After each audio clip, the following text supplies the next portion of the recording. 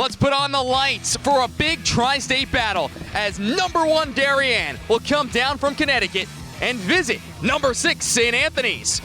Hi again, everybody, and welcome to News 12 Varsity. Alongside Dylan Butler, I'm Dan Savarino, and welcome here to Cy Donnelly Field this Thursday evening for an excellent clash we're about to have between two perennial powerhouses and two powerhouse programs over a number of years. Darien comes in 41 straight games they have won.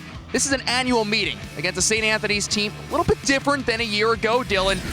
Bring back some pieces, of course, and one of the big pieces you have to look at, obviously, is Tommy Lingner tonight against a Darien squad that is loaded with offensive firepower. You're 100% right. I mean, Lingner will be very, very busy, but Lingner is used to that. He's one of the best goalies in the Tri-State. We saw that a year ago when he led the Friars to the state championship in the Catholic League, and he has been great since last year going into this year. So he's going to be a very busy guy because that Darien attack, there are many, many really good pieces. Well, one of those guys who returns from last year's meeting happens to be by the name of Lindley. And you might know Lindley pretty well. His mom's a head coach for a Darien girls lacrosse team that is always up there in the state championship. His brother Pete was a member of this team. But Kevin, 41 goals so far in the season, Dylan. And this guy is just one of those X factors, at least on the offensive end, that averages 17 goals per game. Yeah, you mentioned the letter X. I'm going to give you 3 more letters, DNA, because that's what lacrosse, it's in his DNA, it's in his blood. He is such a good lacrosse player, and yes, just so dangerous and so lethal on the attack. You mentioned the goal total, 41 already in the season, an all-Metro guy last year, likely to be it again this year. So when you talk attackman in the Tri-State, the conversation more or less starts with Kevin Lindley. Well, you look at these two squads, you know you're going to see an excellent battle. Expect a high offensive game. Key might be the defensive side. Let's see what happens after the break. We'll be back with more on News 12 Varsity. It's the reason we keep watching, because of underdogs, crazy comebacks, and the last-minute heroics. Because we love it all. The face-offs, the hits, the big-time goals. Because winning never, ever gets old. So, we keep watching anywhere we can. Never miss a moment. Download the News 12 Varsity app today. The lights are shining bright here at Cy Donnelly Field, South Huntington, St. Anthony's campus. Here on Long Island, it's a tri-state battle between number 1 Darien at 10-0 and number 6 St. Anthony's at 7-2. Hi again, everybody. Dan Savarino, Dylan Butler. Thanks so much for joining us this evening. As you see, 2 longtime head coaches. There's Jeff Braymeyer, 34th year, Connecticut Coach of the Year just a season ago. 12 state championships, 15 FCAC titles. He's been there sometime. A Darien grad himself back in 1972. Meanwhile, on the other side, it's Keith Weiserick. 19 seasons at the helm and 9 NSCH SAA titles. First year just before the millennium, and he has built this program up very, very well. In goal to our left, it's Ryan Cornell, the senior captain, 3-year starter. Headed to Vermont, .633 save percentage. To our right, Tom Lingner, second-year guy for St. Anthony's. He's made 77 stops this season. He'll be heading to UMBC. We'll bring it down to the center faceoff, where St. Anthony's going from right to left, where the white uniforms. Kevin Buser is going to take the draw here against Tanner Stroop, the junior, from left to right, a 2-year starter at the X. Dylan, number 1 Darien, number 6 St. Anthony's. Here we go. As Stroop wins the face-off, goes right off the edge of the cross, and a good battle along the nearest sideline. It'll go to the Friars. Darien, 41 games straight. They have now won. Just remarkable what this team has been able to do. 2 perfect seasons in the last 3 years. And, of course, looking to try and get to that next level again this season. Right now holding the nation's longest win streak. Yeah, and you look back, that last loss coming to Greenwich. Who did they lose to the game before, just 2 days prior? In 2015, the Friars of St. Anthony's. So Keith Weiserick has had success against the Blue Wave, but they will have to play 4 quarters of very, very good lacrosse today to do that tonight. Both teams very good also offensively. And when you look at the numbers Darien, if they hold it right now, it'll be their program best in goals per game at 17 per contest. St. Anthony's averaging about 12 per game. And they'll start with their first midfield of Holly Mooney and Bo Waters with the attack of Musso, O'Neill, and Huber as it pops loose. And here comes Darien from left to right. Riley Stewart, the senior captain. A two-way midfielder who mans up this first midfields unit with Brian Minicus and Finley Collins. A couple of guys there, Dylan, who are now finally getting the next guy up. And that's really what the Darien program has really been all about. They would start on a lot of other teams, but this is now their time and their chance to shine. And we're seeing a lot of familiar last names as well. So younger siblings as a shot rings off the cage. That was McGovern with the attempt. McGovern, Lindley, and Mays are the attack with Minicus, Stewart, and Collins we mentioned as the first midfield. Kevin Lindley, number 12, highlighted him before. There he is right in front of the net. This guy right now, 154 career goals, 4th in their program's history. And when you consider the rich tradition that is Blue Wave lacrosse, that is just astonishing numbers. St. Anthony's comes out in this man-to-man as expected. Moving down the near alley, the number 12, Lindley's. He's moved back to the point. And here is Riley Stewart, part-time guy as a sophomore, 2-year starter, and rips it wide right. St. Anthony's will get the ball as they had the pole hustling across. That was Connor O'Reilly. Yeah, you could hear some of the Darien crowd not happy with that call, but an opportunity here if they can get the clear. Look at a ride, the double on the corner, the force. And the turnover. Trouble in the middle. Here comes McGovern. Finds his man, almost handcuffs Lindley, but he finishes. No surprise there. Kevin Lindley will always hit the back twine. 42nd of the season, and it's a 1-0 lead for Darien. And Dan, that all comes from that ride. The double in the corner, forcing problems. So then I believe it was Mooney out on that far side, had to turn back inside, try to pass in, but it was taken away by McGovern, and then you have an unsettled situation for a lethal offense. It's just a recipe for success for Darien. So those two combine, McGovern finding Lindley, and already it's 1-0 Darien. Already some turnovers as well. Face-off's going to be key for both teams. And, of course, one guy that Coach Braemeier very happy doesn't have to deal with this season, who he had a lot of fits with a year ago, Kyle Gallagher. And there's 2 new face-off guys out there for St. Anthony. Still been a work in progress between Buser and the junior Rizzuto. So second possession, real full possession here. As Finley Collins, the senior, who's committed to UPenn, will work back out in the midfield. And Campisi seems to be the guy to take him. He's been one of the better pulls this season. Just a sophomore. Stick check, jarred loose, and here comes Greg Campisi. A future Harvard product as he crosses the middle of the pitch. Campisi feeds off. Bonomi, and they'll move it down to Brennan O'Neill, the freshman. Yeah, great job by Campisi with a stick check and jarring the ball loose, allowing the Friars to go on the attack. And Campisi does his job, comes off, lets the substitution come on. Trevor Tyrer also out there as moving down the right side and finishing into the back of the net. It's Jake Bonomi, his 7th of the season, and the future Michigan man will tie up the score. Our Bob Stack here working the graphics, loves the sound of that. A Michigan guy through and through, and that's just an individual battle that Bonomi wins and gets to the cage, fires far post, and we are tied at 1. Bonomi had a goal in their last game, and it's been a little time since St. Anthony has played, at least in a game that counts on the schedule. Niskayuna was the last one on the 22nd of April. That was almost 2 weeks ago, Dylan. Meanwhile, Darien coming off one of their tougher games this season against New Canaan, and of course, those guys in red, they're going to be worried about this year as Lindley will move it back behind the cage to McGovern. Yeah, it's the best rivalry, certainly in the FCAC, New Canaan and Darien.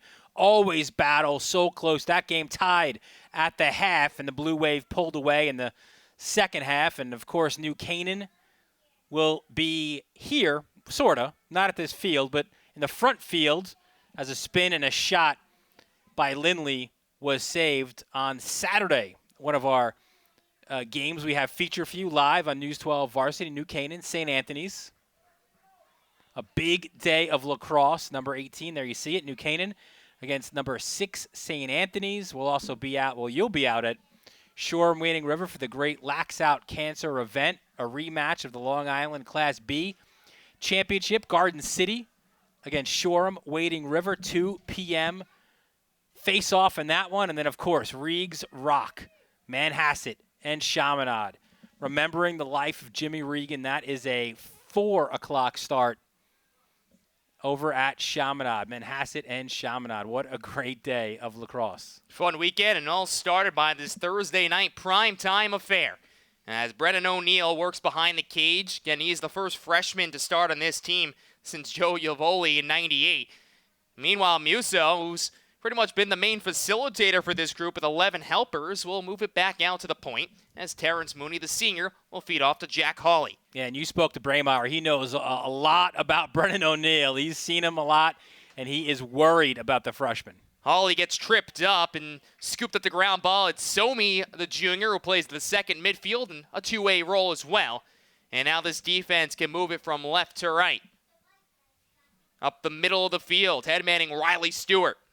Stewart, Nefsiak's second teamer, and also honorable mention on our News 12 Varsity Connecticut team a year ago. Wearing one of the C's this year for Coach Braemar.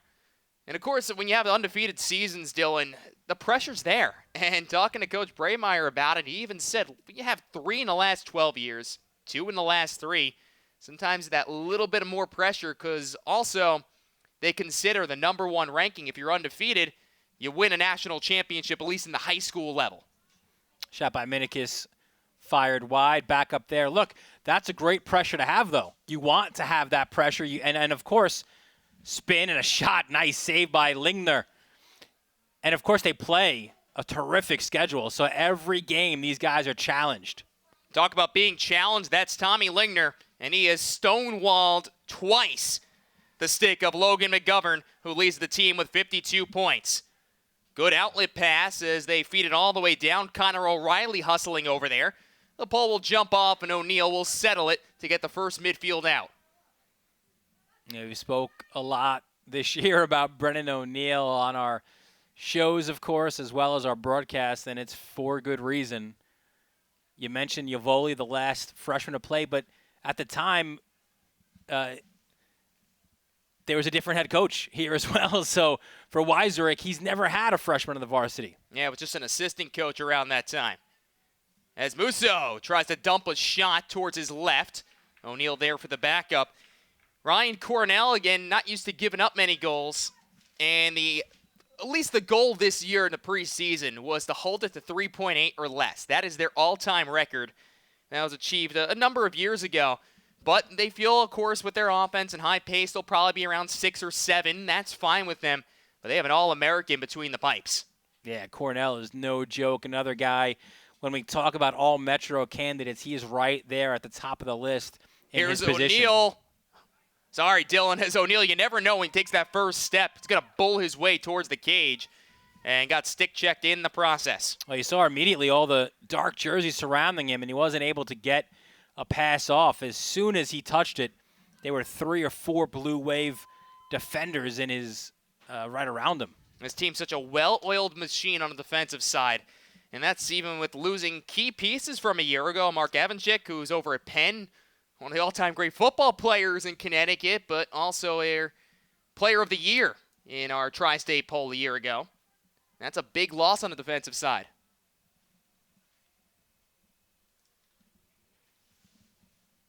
Behind the cage, Minikis, might know that name. Yeah.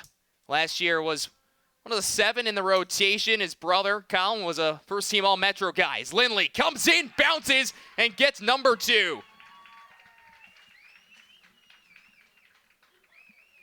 You can see that combination of speed and strength from Lindley, and gets the pass out from Minikis and then makes a nice dodge, gets to the cage, bounces it home. 43rd goal of the year for Kevin Lindley. And again, you look at that schedule. It's not cupcakes on their schedule. They're playing some of the best teams around, and he's scoring against every one of them. He had 4 goals in last game against Staples West Point. That's past Tuesday. 14 players had a point in that contest. As Struve wins another face-off at the X, and he's been good so far today. Over down the right alley, it's Somi, and they'll work it around. Again, this offense loves to keep going, and going. For them, it's about taking on runs, and even when you give up a goal, it might get a little close. You want to still be in the driver's seat of the game. We just showed you those face-off numbers. 4-0 right now for Darien. Lindley rips it up high, and I believe it got deflected. Maybe Tom Houlihan's stick was the one that got a deflection on that.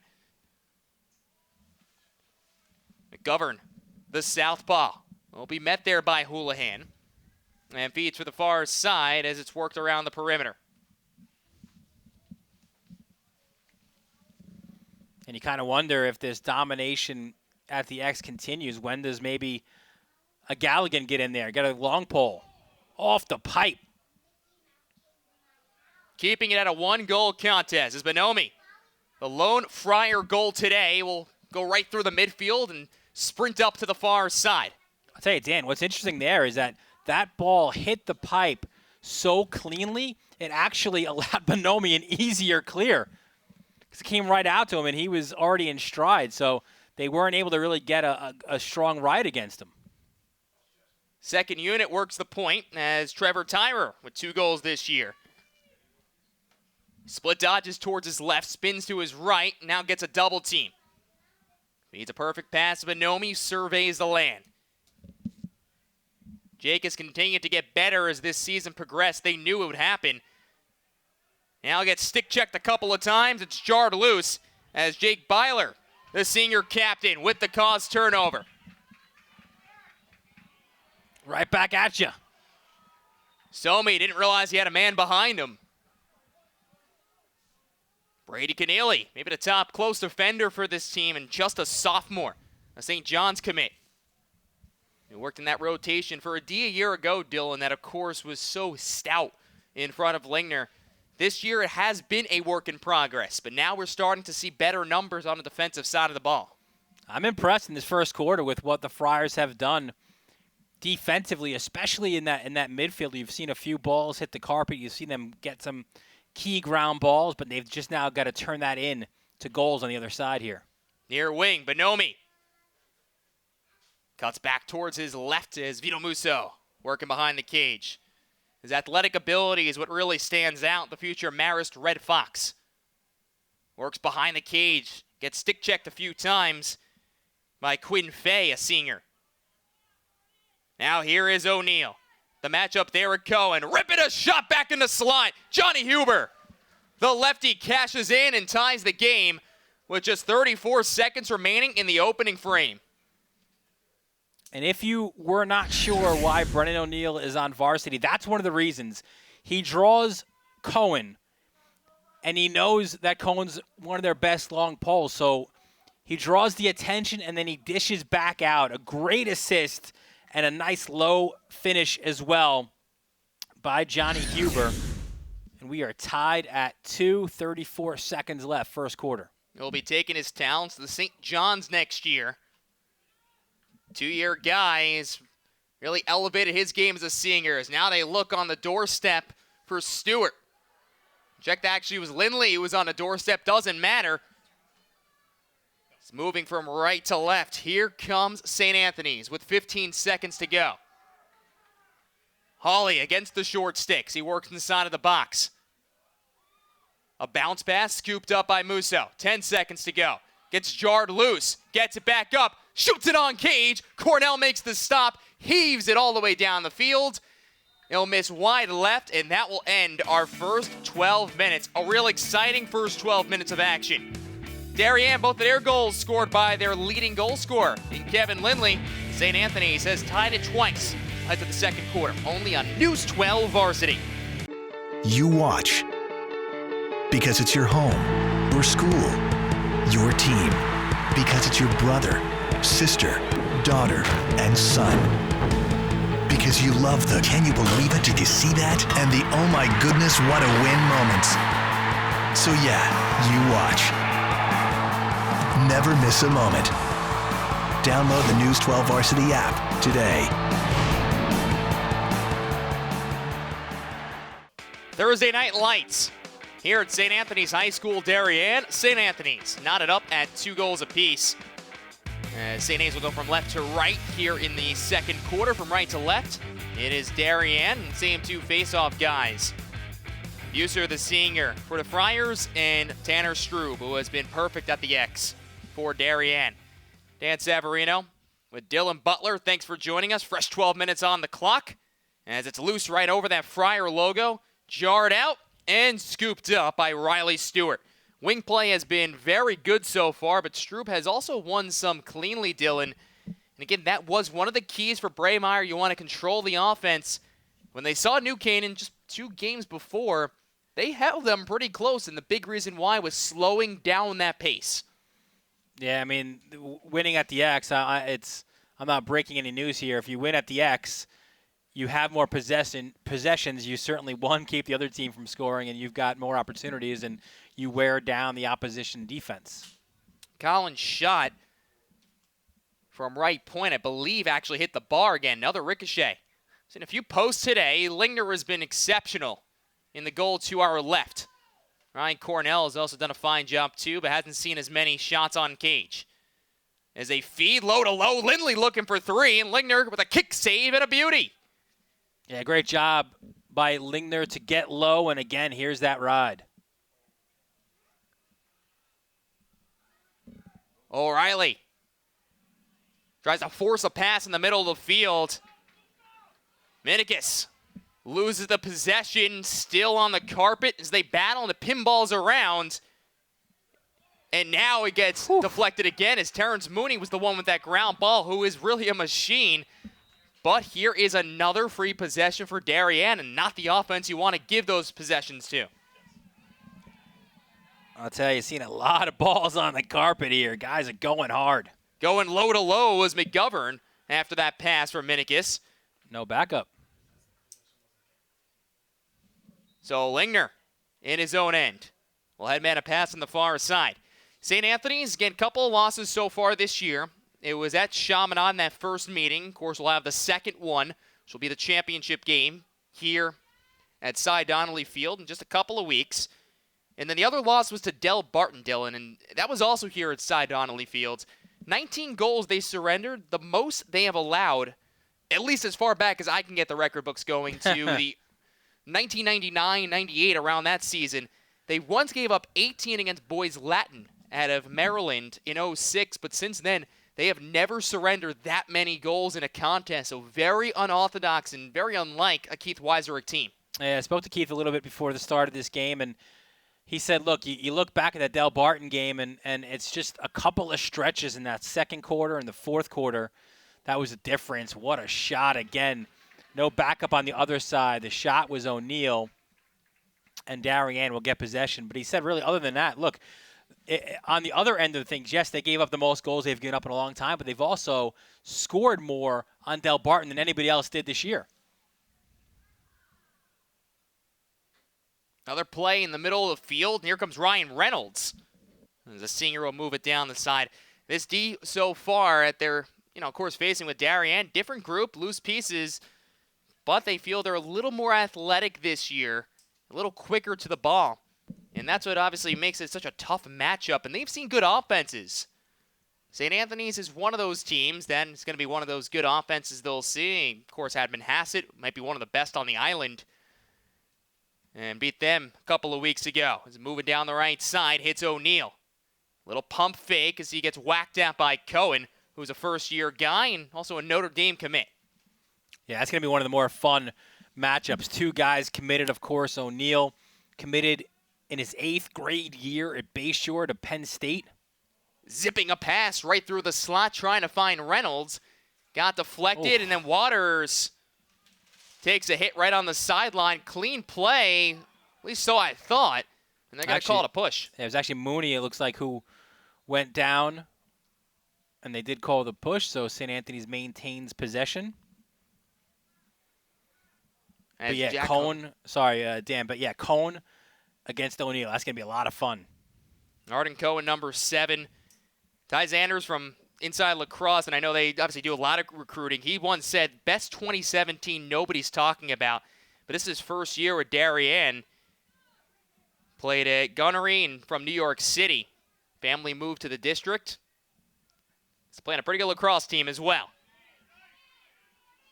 As O'Neal will feed down low, up high. Here's Hawley. He's been active today. Bounces a shot to Cornell. Pops out and controls in his own crease. Yeah, that was an easy one for Cornell to grab, and Cornell still with the ball and finally gets rid of it, and a fairly easy clear, and Darien gets back into their offense.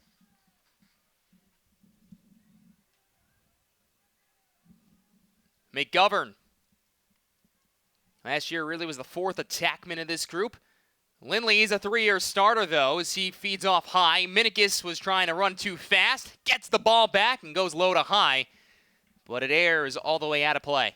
I'll tell you, Dan, we've seen a lot of passes just either go awry or just balls popping out of sticks. Really for both teams, too. I don't know if it's nerves or... Stewart off the bar and ricochets wide right. That's got to be at least the third pipe that's been struck by Darien in this game. And the second one in this quarter. And it's, again, what I was saying, sloppy play. Here's Dan Sledge and D. Mitty. But now, Dan, if you're the Friars, you've got to make them pay for that. They have not taken the lead today. Come back a couple of times on 2 Lindley goals. Instead, that's what happens. They eat you up at the midfield, and they get back on the offense. Low to low. Tack on another. It's McGovern. And they make him pay on a failed ride once again.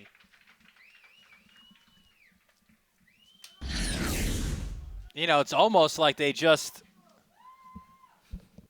don't, I'm sure Braemar does mind, but it's almost like you don't mind that you're turning the ball over because you know you're getting it back in the midfield with just the horses you have there and the long poles, and next thing you know, it's in the back of the net. So 3-2 Darien.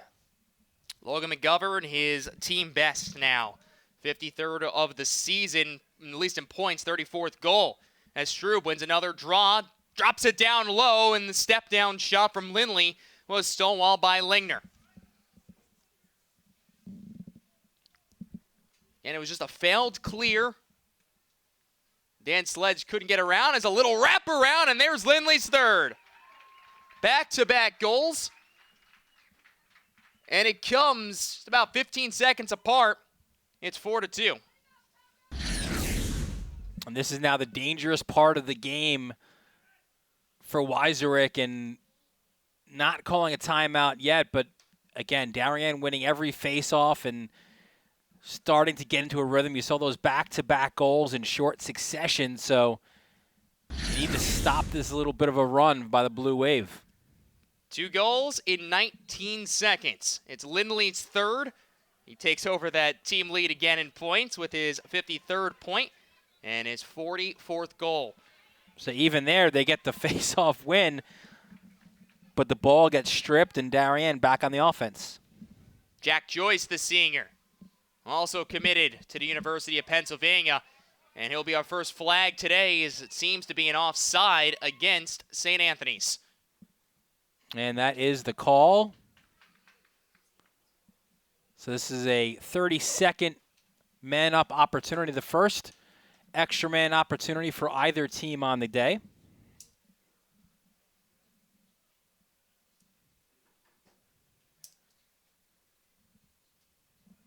So it's Reynolds offsides for 30 seconds. And one of the top offenses in the nation gets to work 6-on-5. Here's a cutter. Minikis couldn't Feed off that release. Back to the point. McGovern with a grip and rip. And Lingner saw it the whole way. Good job by Keneally there to get his stick up in the play. And with this clear, the Friars should kill off. Wow, and they get hit with an offside. So odd man rush, 3-on-2. Lindley. And McGovern couldn't tap it in. I'll tell you what, they really play lacrosse different than a lot of other teams. I mean, they love to move the ball, love to share, and it kind of does seem you want to find that your friend over there for the assist more than you want to find it for the goal. Oh, the extra pass is so important in the game of lacrosse, and we've seen it really for years. That's the staple of Long Island lacrosse for so many years, and you see Darien doing the same, and an athletic move to get the clear, but now you've got to get into the offense, and is that another offside? Oh, my goodness. Third offside called within a minute. And Keith Weiserick is livid on the sideline. Finley Collins moving inside the box. Here's Minikis. Drops it behind the net. On the doorstep as McGovern tried to feed Lindley coming in. Somehow that got deflected and still controlled. Around the cage, Lindley! Give him 4. And 3 unanswered goals by the Blue Wave. It's 5-2. Yeah, things are going so well for Darien right now that pass you mentioned before actually hits off the back of the cage and then lands in Minikis' stick. Eventually it leads to Lindley getting the pass from McGovern, his 4th goal of the game, 4 of 5 for Lindley, a 5-2 advantage now with 4:35 left in the second quarter. 3 goals in under 2 minutes. And that is what Darien lacrosse is really all about, making you pay for every single mistake. 3 unanswered for the Blue Wave. Procedure, another opportunity now for Darien. Joyce, and here is Collins as he works along the point. Take a look at those face-off numbers there, Dylan. 8 of the 9 taken have been to the Blue Wave. And even the one that St. Anthony's did win, the ball went back to Darien a few seconds later after a turnover. Stewart gets free, hands free, but right into the chest of Lingner. Scoops it up inside of his crease.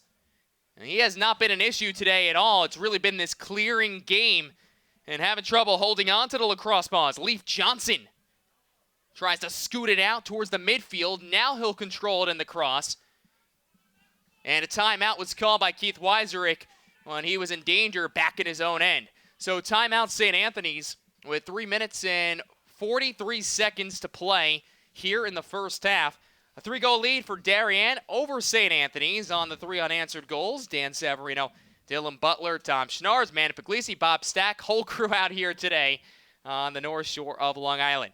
Well, of course, Saturday is a big day. It's a rematch of last year's Long Island Championship, the B game. Shoreham down to C this year. Garden City, Shoreham, Wading River. I'll be at 2 o'clock. And Reeves Rock is another top 10 battle. Manhasset and Chaminade at 4 p.m.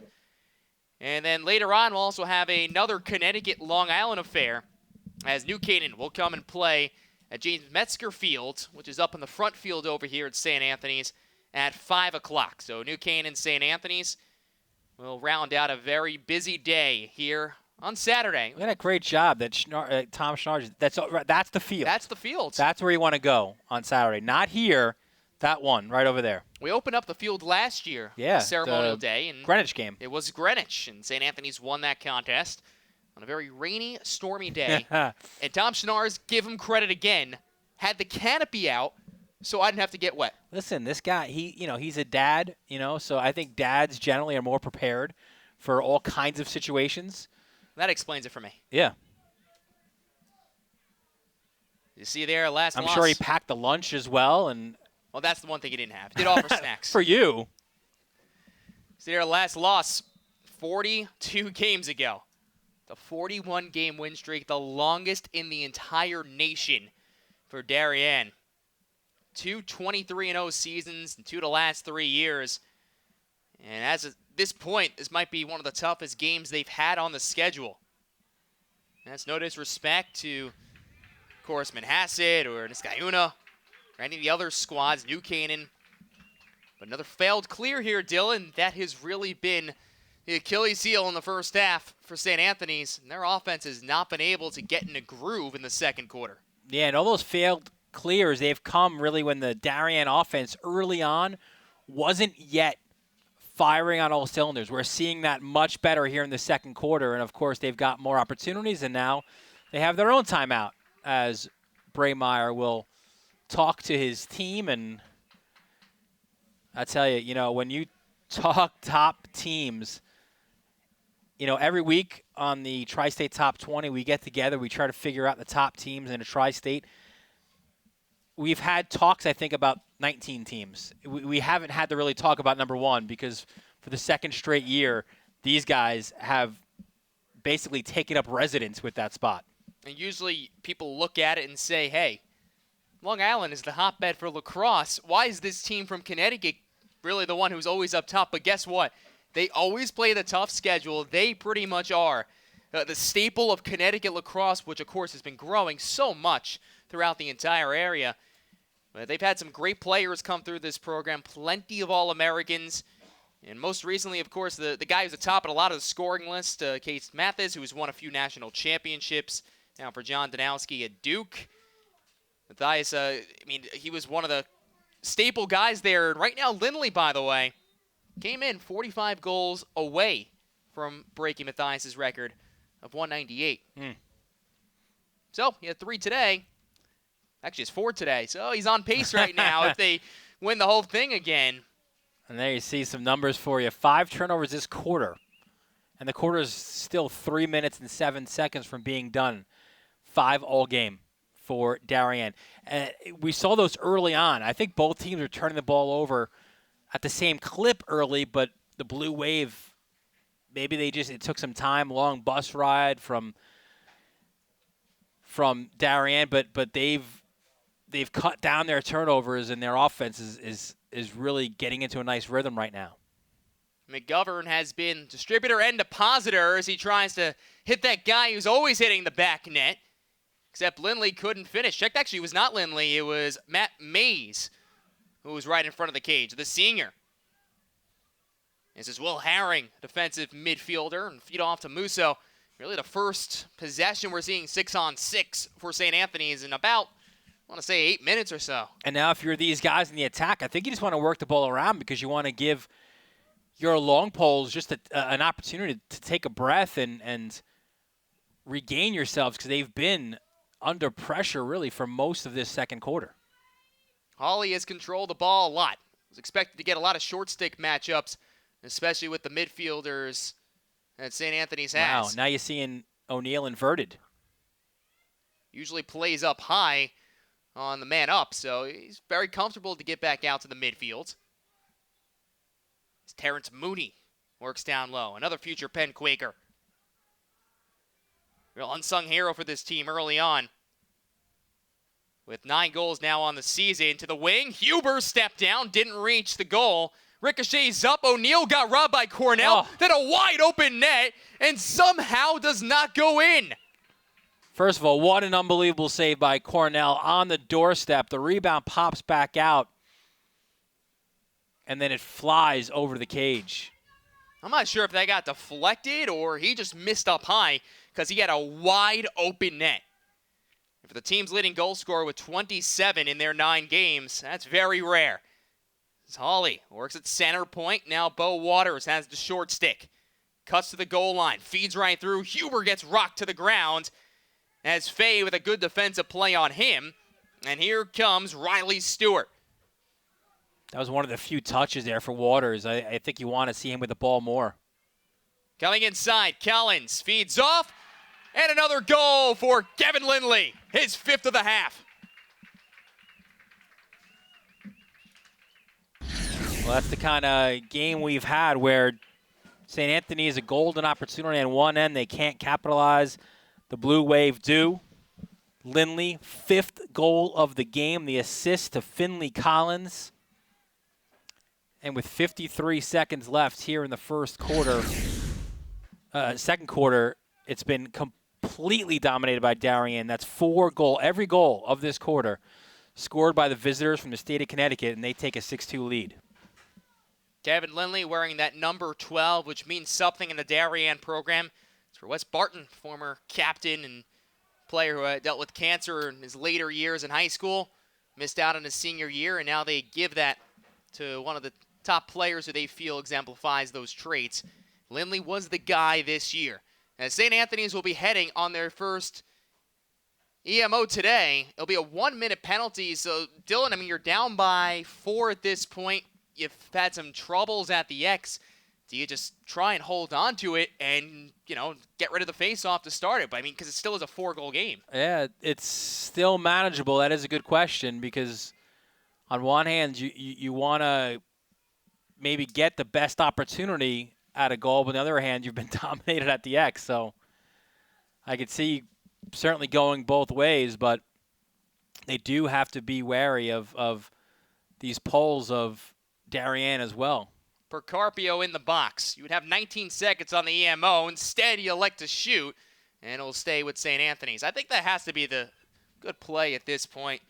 Well, considering the deficit, if you get a goal before the end of the second quarter, maybe you feel good about yourselves going into the third. Mooney, Musso, back to the point for Hawley and Waters. Now John Huber. Straight away Waters. They motion up high.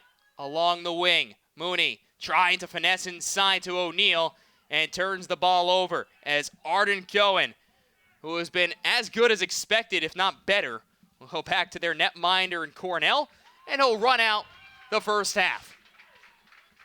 Yeah, I literally just circled Cohen's name for All Metro. I think he's on it now. So Darien coming in like a big wave. It is a wave of goals. It's 4 of them to extend the lead to 4. 6-2 as we're through 24 minutes of action. Second half upcoming. Number 1, Darien. Number 6, St. Anthony's. Only on News 12 Varsity. It's the reason we keep watching. Because of underdogs, crazy comebacks, and the last-minute heroics. Because we love it all. The face-offs, the hits, the big-time goals. Because winning never, ever gets old. So, we keep watching anywhere we can. Never miss a moment. Download the News 12 Varsity app today.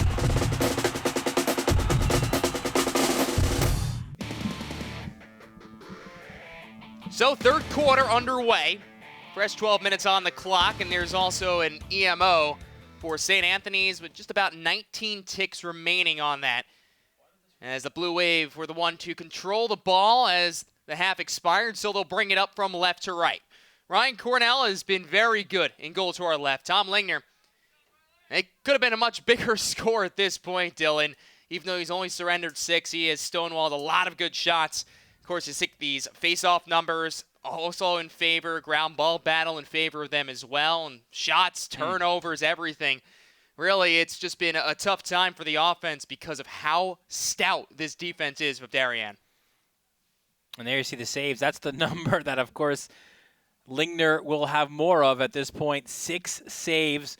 Also, Darien hit at least 4 pipes in that first half. Look at this movement. Collins trying to hustle inside. He had an assist back in that first half. Picked out of midair by Caleb Monzone, number 40, but it will stay with the Blue Wave as Minikis will take it from the near alley. Lindley had 5 of the 6 goals. The only other goal scorer today happened to be McGovern as Lindley looking for 6, and he rips it right off the bar. Well, we've had just as many pipes as goals today, Dylan. And you see this ferocious battle. Another one! Try the shuffle shot, McGovern. So 2 posts in less than a minute and 30 seconds. Oh, Danny boy, the pipes are calling. As Caleb, I had to laugh at that one. That was good. As Caleb Monzone brings it through midfield. And Bo Waters in the first midfield will get to work, trailing by 4. And it was 4 unanswered goals. They really didn't have many possessions back in that second quarter.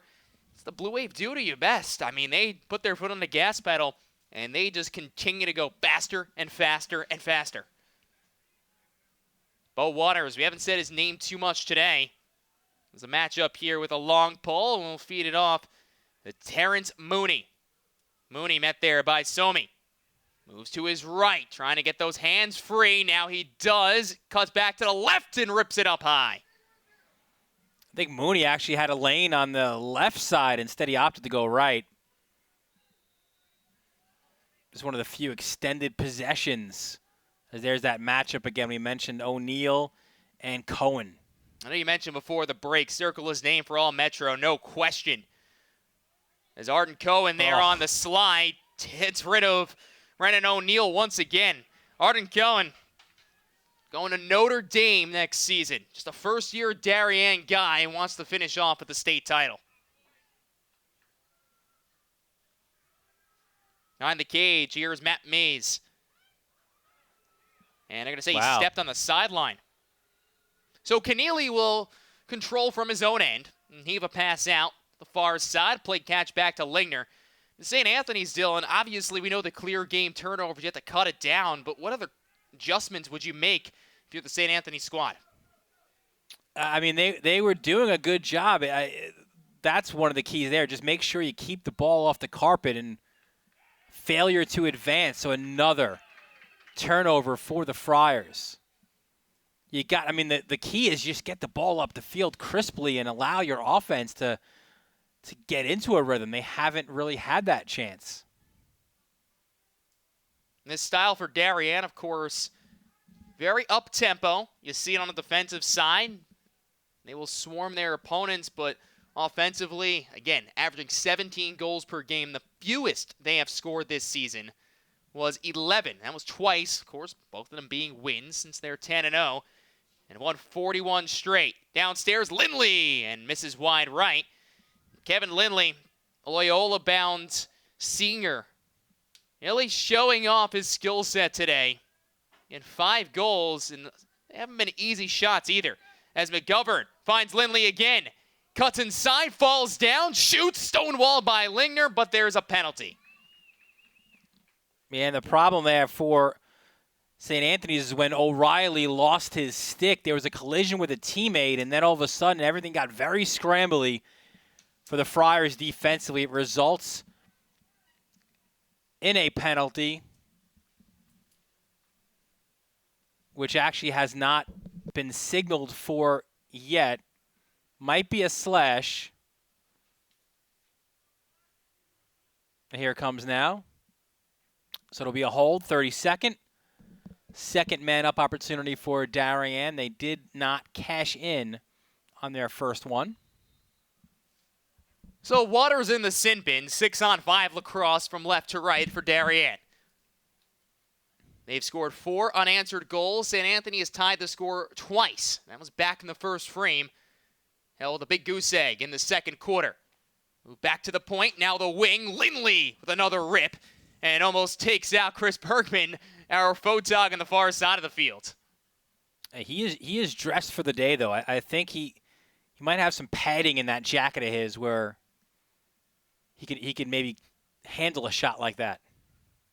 Downstairs, Minikis tried to go 5-hole, and Lingner covered up just in the right time. So now the Achilles heel for this team, the clear game, which has been rough today, to say the least. Connor O'Reilly up the middle of the pitch. O'Reilly a commit to Georgetown. Then a fourth guy in this rotation, but is over and back.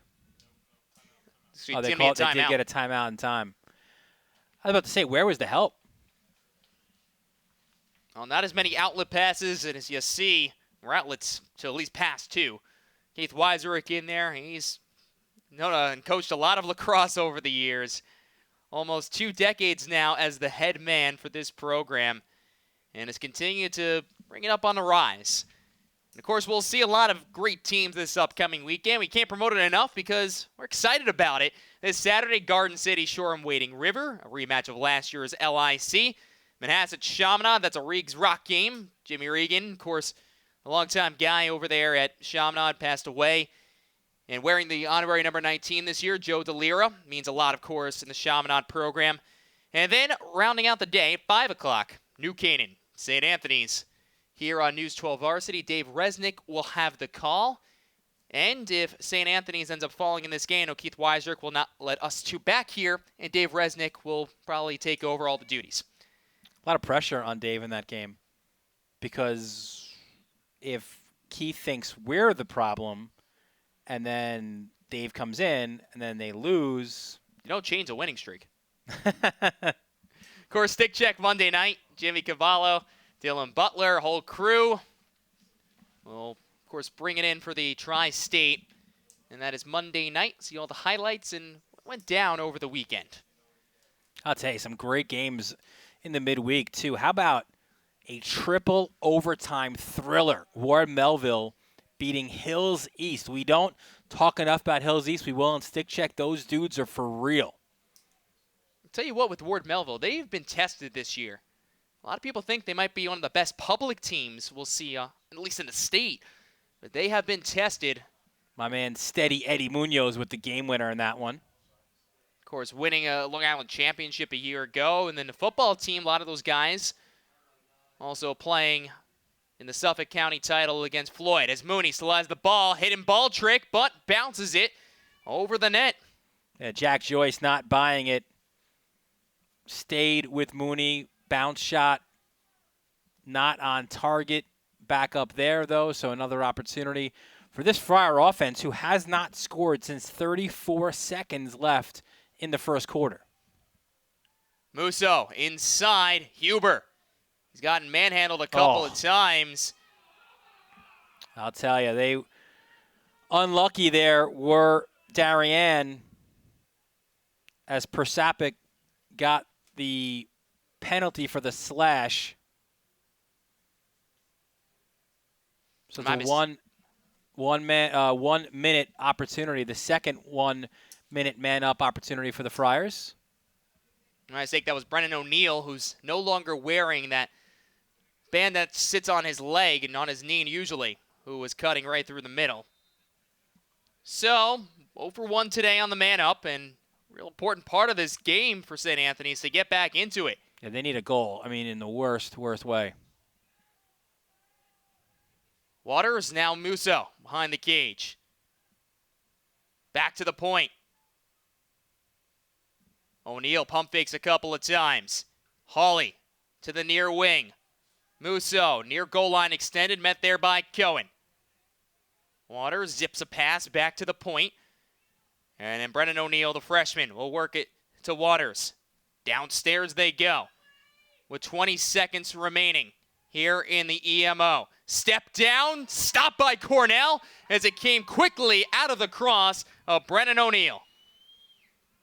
And that's, again, you know, we talk a lot about the offensive weapons that Darien has, but when you've got a guy like Cone and those long poles that just eat you up, then when you finally do get a shot to cage, it's an All-American goalie in Ryan Cornell who's making the saves. That's back all even. Yeah, that's why they've won 41 games in a row. So Jack Joyce will work on the far side. Just 4 goals and 4 assists on the season as part of the second line midfield unit. Attacked that a couple of times, and another shot misses wide. This time it was James Solberg. McGovern has been good behind the cage. Really good at, obviously, expanding the zone around them, but when you have a guy like Lindley, who is almost always putting it into the net, we'll find some extra room out there to work with. McGovern around the cage. Works along the crease, tries to flip it in up high. Linger made the stop. Stepped in the crease as well. St. Anthony's ball.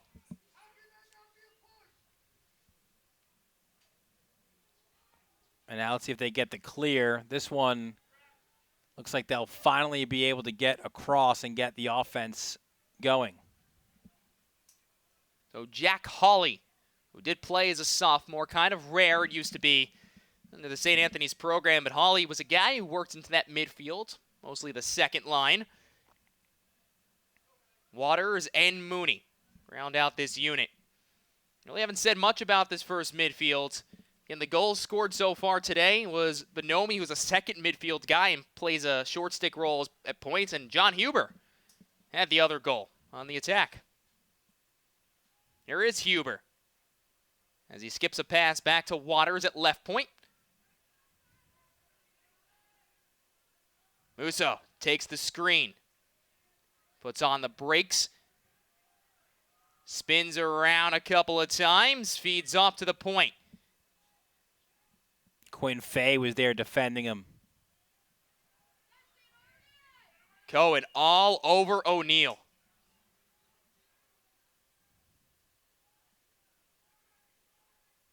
Mooney tries to cut inside.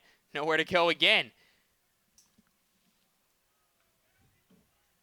Really can't get anywhere towards the cage, Dylan. No. St. Anthony's, I mean, they've seen good teams this year. I'm very curious if this is maybe the best defense they've seen all season. I wouldn't be surprised if that was the case. As an over and back will give the ball to Darien. So one more time, stout defense turning in to another big goose egg on the scoreboard for St. Anthony's. They're held to just 2 goals. St. Anthony's, again, they're another good offensive team, have been explosive, 12 goals per contest.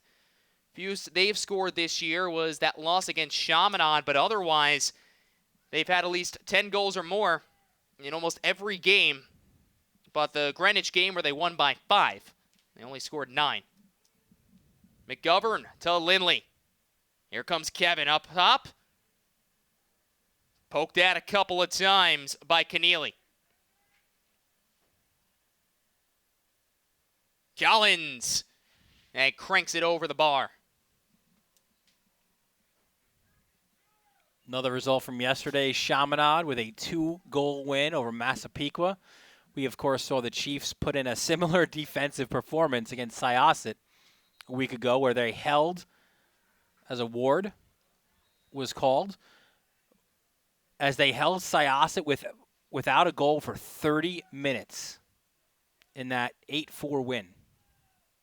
And don't forget, some of those goals were late as well that past Friday. First time they beat them in the last 3 tries, including 2 Nassau County Championship games. So now second unit is out there. And swimming towards the net is Danny Parker. Cornell with another stop. I'd say if you're like one of these midfielders or attackmen, you work so hard just to try to avoid the poles and get to cage. You just got to put your head up and just be like, what do I have to do to score? That. Riley Stewart, his 11th of the season. 5 unanswered here for Darien. First one of the second half. It's 7-2.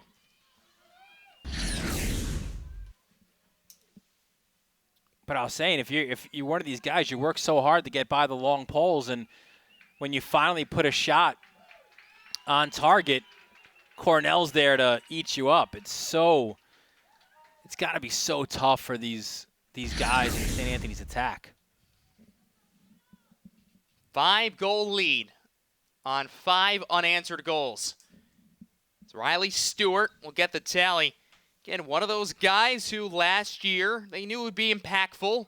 Now taking on a first midfield role. Here's Campisi. Shot, ricocheted back out, and couldn't be scooped up by O'Neal. Yeah, good work on the wing by Campisi, and then just motored down the field, put a shot on cage, but another save by Cornell, another offensive opportunity for the Blue Wave. I think you mentioned it at one point in the first quarter. They are just a machine. McGovern behind the cage, takes the screen. Throws on the brakes with under a minute to play here in the third frame. Only 1 goal scored here in the second half, and it came just about a minute ago. Skip past McGovern, surveys, goes inside, low to high, and just missing was, I believe, Lindley again.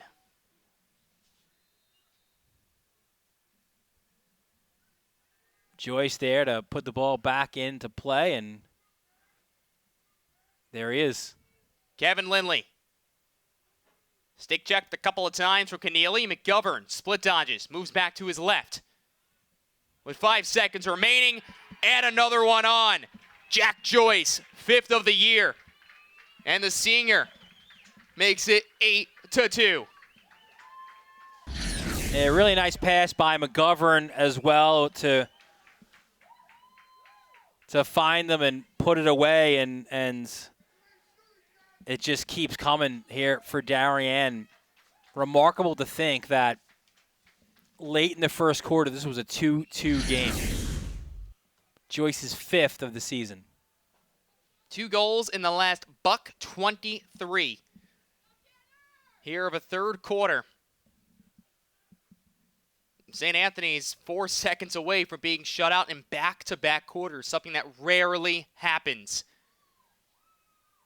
Only 1 second remaining. They won't get the shot off in time. That will not count. The last attempt from Jack Hawley. 3 quarters have been played, and the number 1 team in the land is playing like it. Ryan Cornell has been very good between the pipes. 8 goals on the board. It's 8-2 as we head to the 4th frame, only on News 12 Varsity. You watch because it's your home, your school, your team. Because it's your brother, sister, daughter, and son. Because you love the "can you believe it, did you see that?" and the "oh my goodness, what a win" moments. So yeah, you watch. Never miss a moment.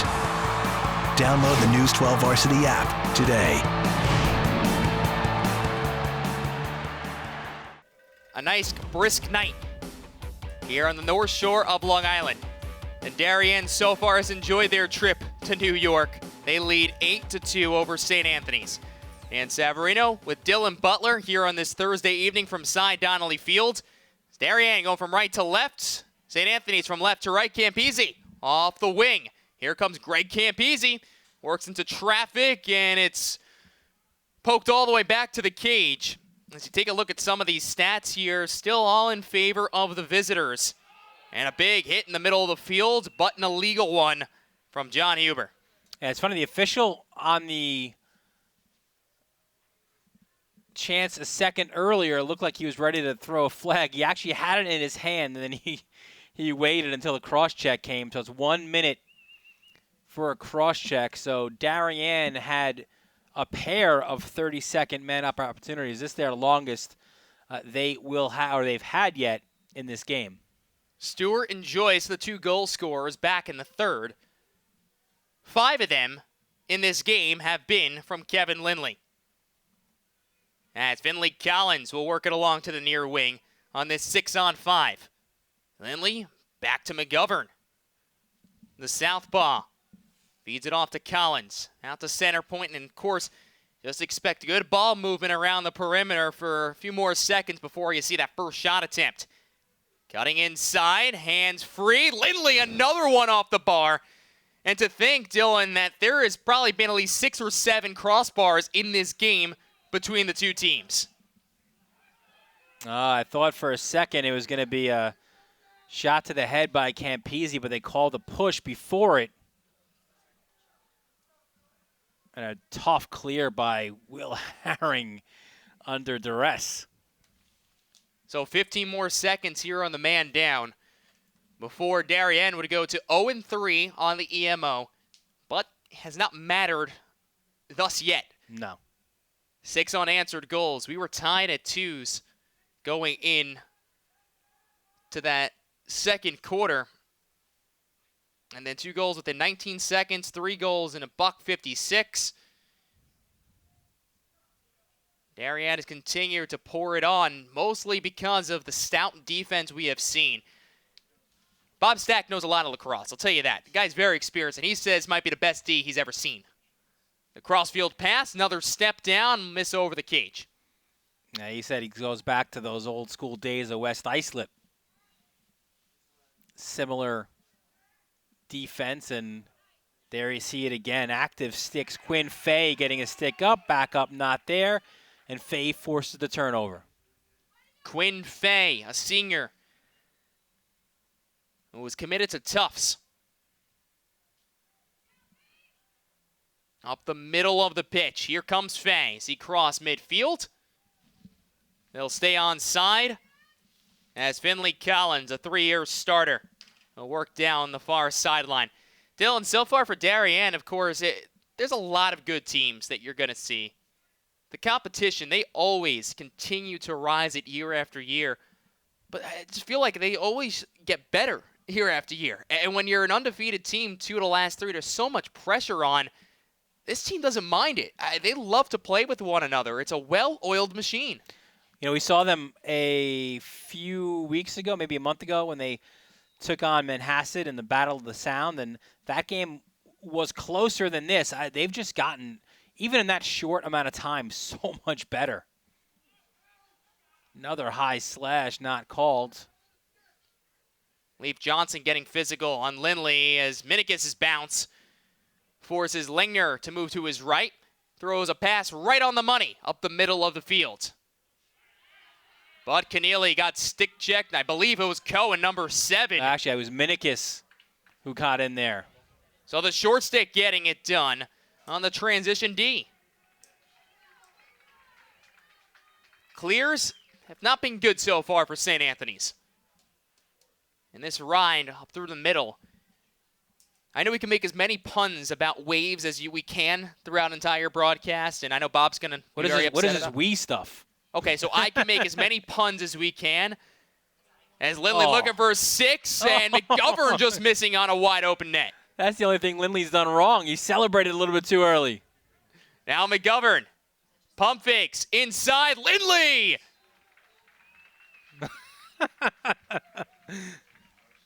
6 goals for Kevin Lindley. It's a 9-2 lead with a little more than 8 minutes remaining in the game. Yeah, so a second earlier, Lindley had a great look to McGovern, and he just turned and raised his hands in celebration. Wasn't there. Instead, you know what? He gets back in it, scores his 6th goal of the game. 9-2, Darien. 8:11 left in the 4th quarter. Kevin Lindley's older brother, 7th on the all-time Darien career goals list with 143. Add 6 more, that's the 160th tally that Lindley has scored in his very, very prestigious career at Darien. It's obviously a name well known in the high school. His mom has won numerous state championships as the girls' coach. Another win off the draw, O'Neal. They're going to count it. Darien calling for a crease, and it was close to one. But Brennan O'Neal, with a nifty move right along the crease, finishes and draws a flag.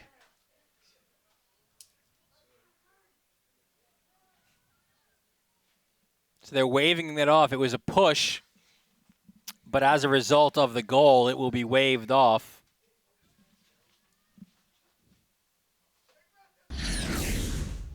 So for O'Neal, that'll be his 28th of the season, and also the first goal we've had in more than 2 quarters. Last goal scored by St. Anthony's. 34 seconds remaining. John Huber assisted by the freshman in O'Neal. Yeah, he's got a bright future ahead. He will wear that uniform for still 3 more years. Strube swats it into the offensive end. Picarpio up the middle of the field, and running through traffic will be Joyce. And a timeout will be called from their head coach in Jeff Braymeyer. Dylan, as I was saying before that last goal, I know, again, it could be puns, this and that, but really for St. Anthony's, getting through that ride, trying to clear the ball, has been trying to crash through a wave, and it hasn't worked for the most part. Well, the problem is this, to continue on that analogy, is even at times where they've gotten through that first wave, then there's another one, and now they're in the attack, and then you got to worry about the long poles, so it's another wave, and you're like exhausted and ready to fall down, and then Ryan Cornell stops you. So it is literally wave after wave all throughout the field. And again, look, there's reasons why they haven't lost a lacrosse game in 2 years. because in all facets they dominate. Since 2011, these teams have met every single year. And the last time Darien has won back-to-back times and won a game away from home was in 2011. An overtime winner for the Blue Wave here at Cy Donnelly Field. Then won it back in 2012, St. Anthony's in 13, 15, and last year's meeting, which was a lead. And TJ Hegarty, that shot with 36 seconds left to possibly tie it. 3-goal lead vanished, and Darien stayed as the #1 team in our poll, stayed undefeated, keeping this win streak alive.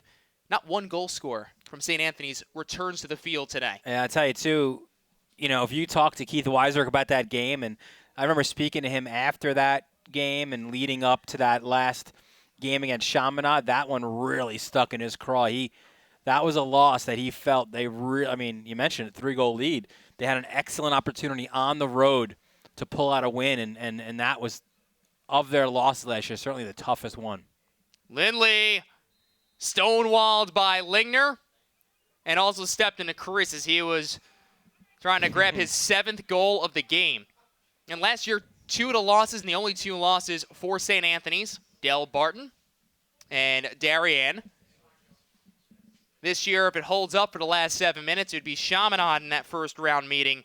Del Barton on this field, and the 6-goal lead can stay for maybe the top D in the nation. It will be Darien as well. Which just also coincides with the 3 broadcasts that we've done of St. Anthony's this year. Coincidence? I don't know. Well, it's hard not to want to come out and watch top 20 battles, top 10 battles. I know. In fact, you know what? It's Keith Weiserich's fault. Because he's playing all these great teams. We have to come out and cover them. Hawley cutting to the middle, skips it towards the net. Cornell with another stop. The putback no good. Another save by Cornell as he robs O'Neill. 3 saves in a matter of 3 seconds. And the All-American is that last big wave to try and crash through. Now, if you positive here for St. Anthony's is they are continuing to battle, right? So sometimes in a game when it's as lopsided as it is, you sometimes play for your next game, which is home against New Canaan. And there's another situation where you force the ground ball, and now you get in the attack. Oh, what a spin move. Got 3 to go with him. Cutting inside, low to high. And it was John Huber. Not a big guy, but pretty good finisher for his size right along the crease.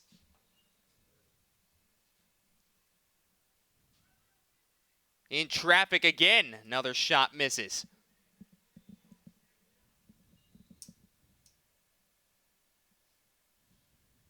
O'Neill back to the wing. Musso straight away. One thing I got to say, I think looking at this midfield and watching him a couple of times, you got to get some more from Bo Waters here, who has been kind of quiet. Just as I say that, he rips one to the top left corner. So back to a 5-goal game, a little more than 5 minutes remaining in the 4th frame. That's why I think he needs more touches. I don't know if he's getting enough of the ball. Look, he can fire, as you see on the celebration with the stick, pulling a little, what was that, Artem Anisimov almost, old school Ranger on the celebration, where he took the back of the stick, looked like he was shooting a gun. Well, that caused a big issue last time for Artem Anisimov. Rangers up 1-0, by the way, in Game 4, in case you're wondering. Bob Stack says nobody cares about hockey. Well, Dylan and I do. 11th goal of the year for Bo. And look, some positives here. Ground ball. Chase down. It will go the other way, but good hustle there by Campese. Also for Bo, I tried the broadcaster's jinx for him by saying his name that he's not doing something, so he would score. Just remember that. He can fire from distance. He just needs touches. It's really tough, of course, when you have the kind of pulls that you have out there. He's always going to be marked up high by the long stick midfielder. he is the guy. The long stick is always going to feel like at least find him, and we've seen him almost every game this season. This goes right off the edge of the twig of Lindley. It'll be a turnover. So listen, 4.5 minutes to play, down by 5. Need some quick goals here, and again, of course, some face-offs. They've won a few of them because of the wing play. Yeah, Campisi's been very good in that situation. Will Herring to Caleb Monzone. Swarmed by 4 black jerseys. Feeds a pass right through the middle of the field, but to the wrong guy. Picarpio. Joyce. McGovern. And the junior will hustle down the far sideline. Definitely the difference maker today has been the middle of that field. Well, it has been owned by Darien. That is for sure. McGovern now met by Keneally this time. A change up on the matchups. And floated back out to the point. Connecticut-wise, I mean, you look at it, it's going to be tough to beat them. But there are good teams that Darien will have to try and get through to win another FCAC championship, which they've won 12 more than anybody else, or another state title as a ball pops loose right in front of the crease. Ripping it off the bar again, McGovern in traffic. I don't know how he got that shot through. Now controlled by Stewart in the midfield. At the risk of upsetting Bob Stack, that looked like a hockey shot there where he did have it on the turf. Stewart goes high to high, and Lingner will float it right through the middle of the pitch. Well, back to your point, though, about Darien and the playoffs, and really I think it's all about them and New Canaan, and there's a push. Finley Collins doing some great work, looking like he was forcing the St. Anthony's player out. Instead, they'll call him for the push for 30 seconds. So this will end up being the third EMO for St. Anthony's, 0 for 2 in 2 minutes' time. Now, remember, again, on Saturday, New Canaan was tied at the half with Darien. And the key, our Jimmy Cavallo was there. He said the key is for New Canaan. You can compete with Darien. The Rams just have to play 4 quarters. They played probably 3 very good quarters in that one, but Darien closed it out. Very similar to probably their toughest scare a year ago, which again was against the Friars, where St. Anthony's played 3 strong quarters and just that big hiccup in the 4th. 4 goals scored, pushed ahead for a win. Oh. Picarpio has been very good here in the 4th frame. Couple of good calls, turnovers, a ground ball as well. We're back all even. Matt Mays heading to Lafayette next year.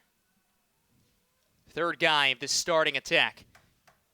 New Canaan, of course, is one of those teams. Ridgefield, Greenwich, haven't seen them yet. And they will see them going forward. Ridgefield's next game for them.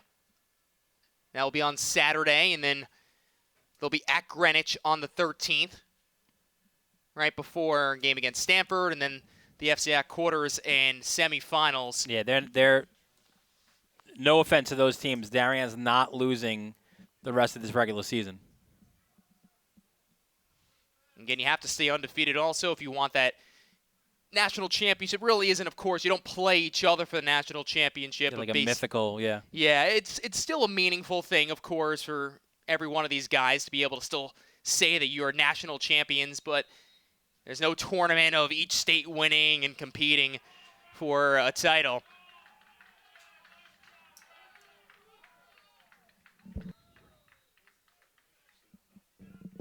So change of possession here with just $1:10 to play. And St. Anthony's going forward. Again, New Canaan Saturday, and they'll see some more teams from Connecticut. St. Augustine, they'll play here at home. And then Chaminade on the 18th, which will broadcast live. It'll be a full crew out here. Jimmy Cavallo and you, Amanda Puglisi as well. Where St. Anthony's needs to win that game to split the AAA championship. If they lose, Chaminade is the outright winners this year, just meeting twice instead of the 3 games like they have in the past. Yeah, don't get me started on that. I don't have enough time to go into my thoughts. Only 45 seconds remaining in the game. You might need a couple hours. Hawley, O'Neal pulls it in with one hand. He hasn't stopped going. O'Neal jumping up, making a stop at the body. Ryan Cornell. Yeah, Cornell did a great job getting big. And Darien pretty much will run the clock out now. Again, folks, 2-2, end of the first quarter. And then Darien just took over from there. 7 unanswered goals. Kevin Lindley had 6 of the 9. You know, we're speaking to him after the game. The win streak stays alive, 42 straight. For the guys up from Connecticut, the Blue Wave with a nation best. 11-0 on the season as they defeat St. Anthony's by the final score here at Cy Donnelly Field, 9-4. We'll be back with more and talk with Kevin Lindley, who had 6 goals today for the victorious Blue Wave. More coming on News 12 Varsity. It's the reason we keep watching, because of underdogs, crazy comebacks, and the last-minute heroics. Because we love it all, the face-offs, the hits, the big-time goals. Because winning never, ever gets old. So, we keep watching anywhere we can. Never miss a moment. Download the News 12 Varsity app today. Welcome back to News 12 Varsity. Still unbeaten, still number 1, obviously, is Darien. 6 of the 9 goals scored today by the Blue Wave by this guy, Kevin Lindley, returning All-American, 3-year starter. I mean, the list goes on and on for you. To be able to get another victory and the way you guys did it, what worked so well today for this group? Definitely our ride. I mean, we rode like it was our last time we were ever going to play the sport of lacrosse, and you can tell that they did not like it. They did not like the pressure, and it was the first time in my career when I played against St. Anthony's where they were the distressed one, so I'm very happy today. Well, even though you guys obviously beat them last year in this same game, it obviously was a much different kind of game for you. I know you just mentioned about that. What is the difference in this year's team compared to the last? I mean, every single practice, we practice, like I said before, like we're never going to play the game before. I mean, the intensity that we have against each other is mind-boggling, and I think that carries out on the field today, and it showed. We only give up really 1 or 2 goals going to the fourth quarter, held them out for 2 straight. I mean, this defense, not a new guys out there. Arden Cohen has been unbelievable so far this season for you, and of course, Ryan between the pipes. What's so special about this D? Well, first of all, Ryan is a brick wall. Arden can shut down anyone at any given time. And then everyone else is quality players, so it is, I like to call them as a stone wall as a unit, and it showed so far in the season. As one of the guys who's been here for a few years, you've been through some undefeated seasons. Obviously, there's going to be the pressures of that as well. How much pressure are you guys feeling with this, knowing that you have the longest win streak in the nation now, 42?